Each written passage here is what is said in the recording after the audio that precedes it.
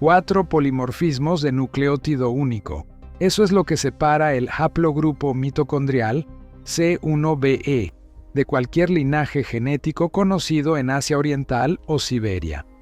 4 variantes específicas en el ADN mitocondrial de las momias de Acalahuasi, el complejo ceremonial inca de Pachacamac, que los genetistas del Max Planck Institut für Evolutionäre Anthropologie identificaron en 2021 como exclusivamente andinos, sin análogo exacto en ninguna base de datos genómica global. No derivados, no similares, exclusivos. El modelo de migración que enseñan los libros de texto, el cruce del estrecho de Bering hace 15.000 años, seguido de dispersión gradual hacia el sur, predice que los linajes mitocondriales andinos deberían ser variantes reconocibles de linajes siberianos. Predice trazabilidad. Los 4 polimorfismos dicen otra cosa. Eso es solo el primer dato. Hay una docena más, y cada uno perfora un agujero diferente en la historia que nos han contado sobre quiénes eran los incas, de dónde venían, y qué nivel de sofisticación biológica y química tenían para hacer lo que hicieron con los cuerpos que el ADN acaba de empezar a hablar. Las momias de alta montaña son el archivo genético mejor preservado que existe fuera del permafrost siberiano. Las condiciones en los santuarios de altura, por encima de los 6.000 metros sobre el nivel del mar en el Nevado Yuyayaco, en Aconcagua, en el Ampato, combinan temperatura constante bajo cero, baja humedad relativa y radiación ultravioleta de alta energía que actúa como esterilizante natural. El resultado es preservación de tejido blando, cabello, uñas, órganos internos. Pues durante siglos, sin ninguna intervención química artificial. Las momias egipcias requieren natron, resinas, vendajes, extracción de órganos, un proceso de 70 días documentado en el papiro Rind. Las momias incas de alta montaña requieren una montaña y el conocimiento de qué montaña usar. La arqueología tradicional ignora este hecho porque implica un nivel de comprensión de las condiciones de preservación biológica que es difícil de reconciliar con el modelo de civilización sin escritura fonética y sin microscopio. El análisis de cabello de la doncella del Yuyayaco, la momia inca de aproximadamente 13 años, recuperada en 1999 a 6.739 metros de altitud en la frontera argentino-chilena, te produjo resultados que los bioarqueólogos Andrew Wilson y Emma Brown de la Universidad de Bradford publicaron en 2013 en Proceedings of the National Academy of Sciences. El cabello humano crece aproximadamente 1 centímetro por mes y registra en su estructura química la historia metabólica del individuo como un archivo cronológico. El cabello de la doncella tiene 22 centímetros de longitud, eso es aproximadamente 22 meses de registro químico. Los análisis de isótopos estables a lo largo de esos 22 centímetros mostraron un patrón que los investigadores describieron como evidencia de un cambio dietético y metabólico dramático en los últimos 12 meses de vida. En los últimos 6 meses, concentraciones de coca y alcohol de chicha que sugieren consumo ritual sistemático y creciente. En los últimos 3 meses, un pico de cocaína y benzoilecgonina, el metabolito principal de la coca que los farmacólogos identifican como consistente con consumo intensivo diario. Los números cuentan una historia diferente a la del sacrificio repentino. Cuentan la historia de una preparación bioquímica deliberada y graduada del sistema nervioso central durante casi un año. La pregunta que ese dato genera y que ningún paper académico formula directamente es esta: ¿Cómo sabían los sacerdotes incas que la coca, administrada en dosis crecientes durante un periodo específico, produce en el sistema nervioso de un adolescente en desarrollo un estado bioquímico particular en el momento del sacrificio? Esa no es etnobotánica empírica de ensayo y error.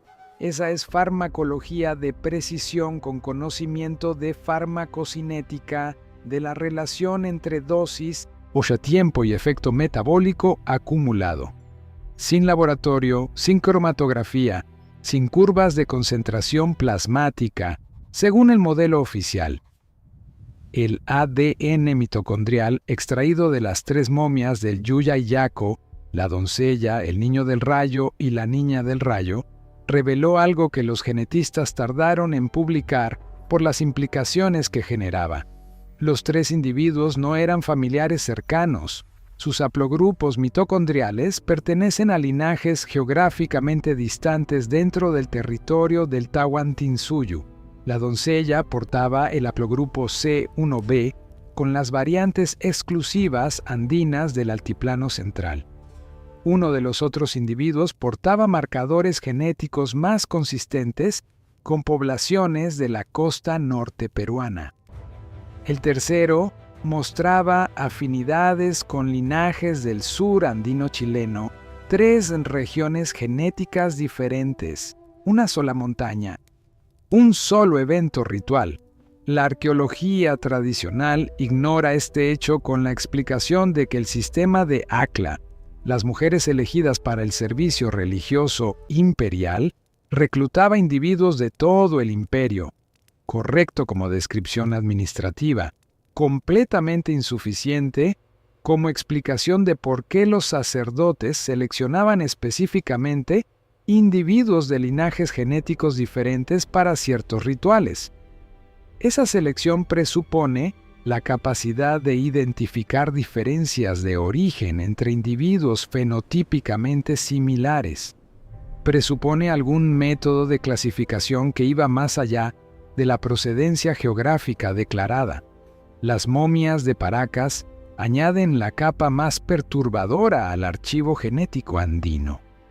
Los cráneos alargados de Paracas, recuperados de las necrópolis de la península de Paracas en la costa sur peruana, llevan un siglo siendo explicados como resultado de deformación craneana intencional, una práctica documentada en múltiples culturas andinas, donde se vendaba el cráneo de los infantes para producir elongación.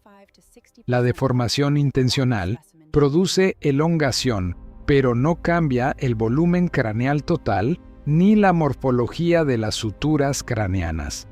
Los cráneos de Paracas tienen un volumen craneal entre 25 y 60% mayor que el promedio humano moderno y muestran morfología de sutura parietal con una configuración anatómica que los cráneos deformados intencionalmente no presentan.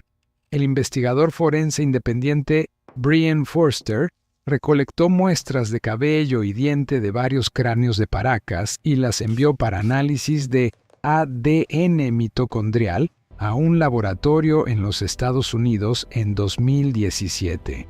Los resultados, o sea que nunca fueron publicados en una revista con revisión por pares porque ninguna los aceptó, mostraban haplogrupos que el laboratorio no pudo clasificar dentro de ningún linaje humano conocido con las bases de datos disponibles. Aquí es donde la narrativa oficial colapsa de la forma más absoluta, porque la respuesta institucional no fue replicar el análisis con metodología rigurosa. La respuesta fue silencio. Los análisis de ADN, antiguo ADNA de momias andinas, enfrentan un problema técnico que los hace simultáneamente fascinantes e interpretacionalmente complejos. El ADN antiguo se degrada. Los fragmentos recuperables son cortos, típicamente menos de 100 pares de bases, en muestras de varios siglos, y la contaminación con ADN moderno durante la excavación y el manejo de especímenes es una fuente constante de error. El Max Planck Institute y el laboratorio de David Reich en Harvard han desarrollado protocolos de captura de ADN antiguo que minimizan la contaminación y permiten reconstruir genomas completos a partir de fragmentos degradados. Esos protocolos aplicados a las momias andinas de alta montaña, donde la preservación es excepcionalmente buena, han producido datos de calidad comparable a los obtenidos de muestras modernas. Los datos de calidad muestran los 4 polimorfismos exclusivos. Los datos de calidad muestran la diversidad geográfica entre los individuos del Yuyayaco. Los datos de calidad son los que no encajan.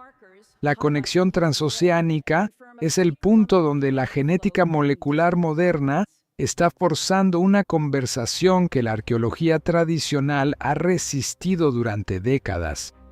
En 2020, un equipo internacional liderado por Alexander Ioannidis de Stanford publicó en Nature los resultados de un análisis de ADN de 807 individuos de 17 islas del Pacífico y 15 poblaciones de América del Sur. Los resultados mostraron evidencia inequívoca de contacto genético entre poblaciones andinas sudamericanas y poblaciones polinesias antes de la llegada europea, datado alrededor del año 1200 después de Cristo. No contacto casual. Contacto suficiente para dejar una firma genética detectable 800 años después en las poblaciones descendientes de ambos lados del Pacífico. El componente genético nativo americano en las poblaciones polinesias analizadas era consistente con una fuente en la región costera del sur de Colombia y Ecuador.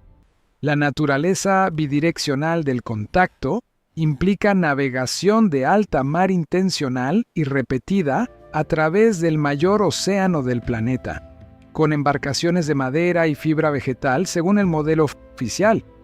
Los polinesios eran navegantes extraordinarios, eso nadie lo discute, pero la firma genética en el ADN de las momias costeras andinas también muestra trazas del flujo genético inverso, marcadores polinesios en individuos andinos preeuropeos.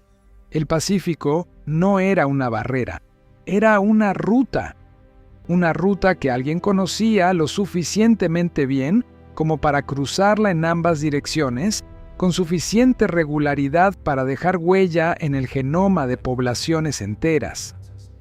Los tocapus, los diseños geométricos en los textiles incas, han sido interpretados durante décadas como decoración ceremonial, pues el investigador Gary Urton de Harvard propuso en 2003 que los quipus, los sistemas de cuerdas anudadas incas, constituían un sistema de registro de información binaria con hasta 1536 unidades de información distintas por nodo, comparable en densidad de información a los sistemas de escritura mesopotámicos tempranos. Si Urton tiene razón, y los estudios computacionales posteriores sugieren que tiene razón, entonces los incas tenían un sistema de almacenamiento y transmisión de información de alta densidad, cuya decodificación completa todavía no hemos logrado. Los quipus sobrevivientes son aproximadamente 900. Se estima que existieron decenas de miles.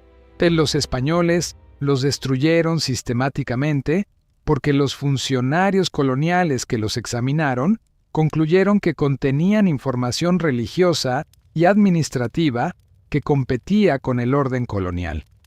Destruyeron el archivo antes de poder leerlo.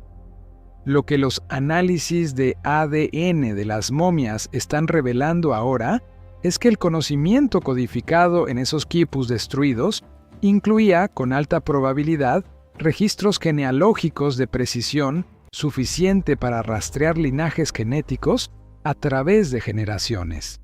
El sistema administrativo inca asignaba obligaciones fiscales, privilegios rituales y roles sociales basándose en el linaje.